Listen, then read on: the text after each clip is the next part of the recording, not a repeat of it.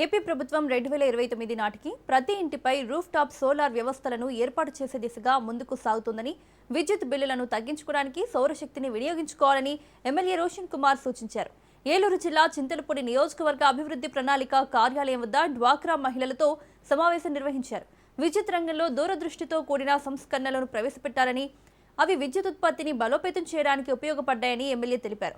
అధిక విద్యుత్ ఛార్జీలతో ప్రజలపై భారం మోపకుండా సౌర విద్యుత్ వ్యవస్థల ఏర్పాటును ప్రోత్సహిస్తోందన్నారు.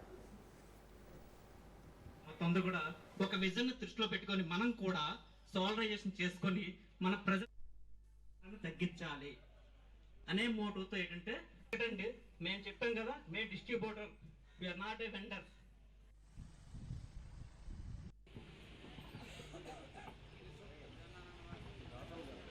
అందరికీ నమస్కారం అండి. సో నా కొలీగ్ చెప్పినట్టు ఇప్పుడు మన టాటా పవర్ ఏదైతే వస్తుందో కూడా అంతవరకు మేమే రెస్పాన్సిబిలిటీ తీసుకుంటాము.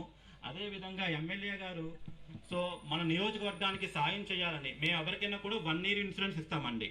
సో బట్ ఈ నియోజకవర్గంలో తీసుకున్న వాళ్ళకి మాత్రం సోలార్ సిస్టమ్స్ 5 సంవత్సరాలు. సో ఈ చుట్టుపక్కల గుంటూరు అంబటి రాంబాబు కుటుంబ సభ్యులను మాజీ